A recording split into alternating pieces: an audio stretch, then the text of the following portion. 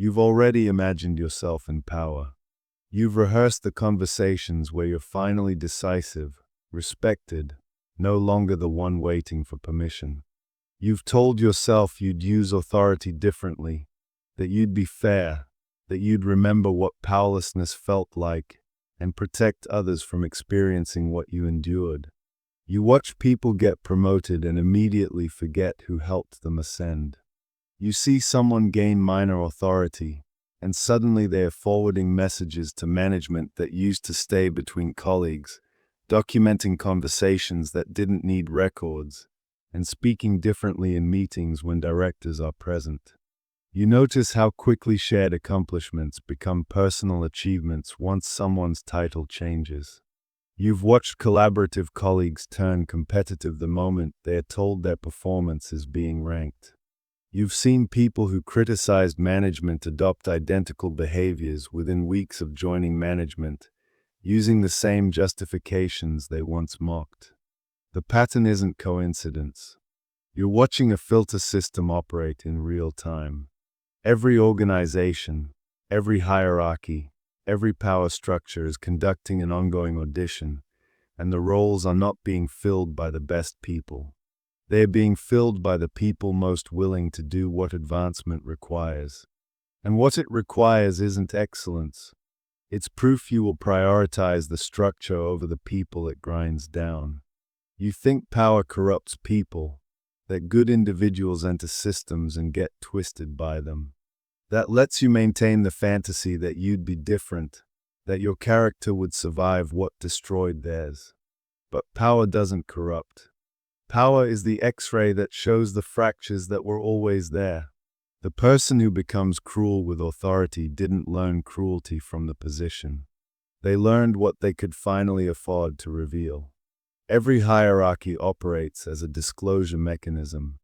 It offers people permission to act on impulses they've been suppressing only because suppression was mandatory for survival.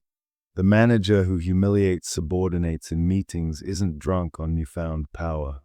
They are finally in a position where the social cost of their contempt is lower than the satisfaction it provides. The executive who cuts benefits while expanding their own compensation didn't suddenly become selfish. They've reached the point where selfishness is no longer punished but praised as strategy. You believe hierarchies promote competence, that people rise because they've demonstrated value.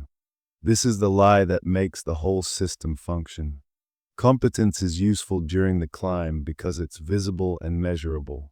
But competence alone never reaches the top because competence doesn't require hurting people, and every selection mechanism in a power structure is designed to test whether you'll hurt people when it benefits you.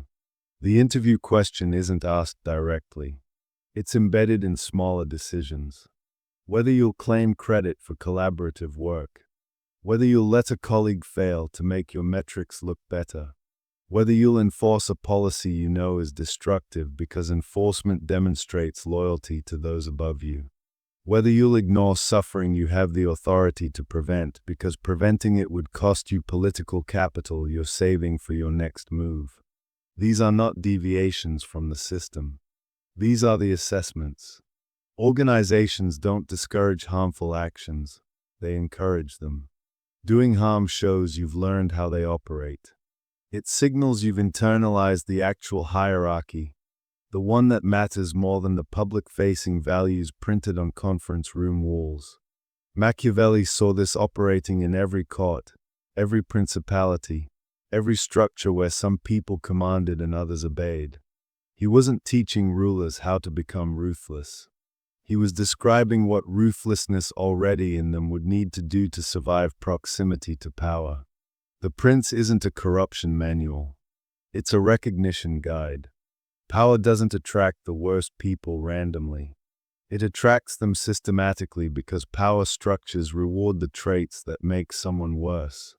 They reward the capacity to make decisions that hurt others without losing sleep. They reward the ability to watch someone's professional life collapse because of your testimony and still enjoy dinner that night. They reward people who can betray yesterday's allies to serve today's strategy without requiring emotional recovery time. These are not skills you learn. These are tolerances you already have.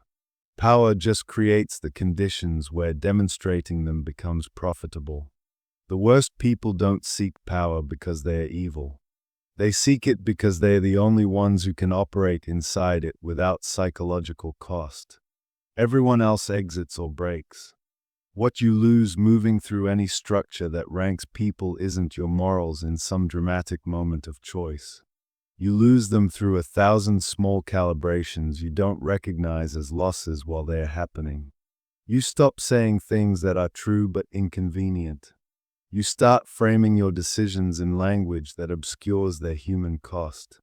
You become fluent in the dialect that turns firing someone before their pension vests into right-sizing for organizational efficiency. You learn to sit in meetings where harmful decisions are made and stay silent because objecting would mark you as someone who prioritizes people over outcomes, and people who prioritize people over outcomes don't get the next position. You start evaluating relationships by their utility to your advancement. The friend who can't help your professional life gets slowly replaced by the contact who can introduce you to someone who matters. The colleague who trusts you becomes the person whose mistake you don't correct when correction would cost you credibility with leadership.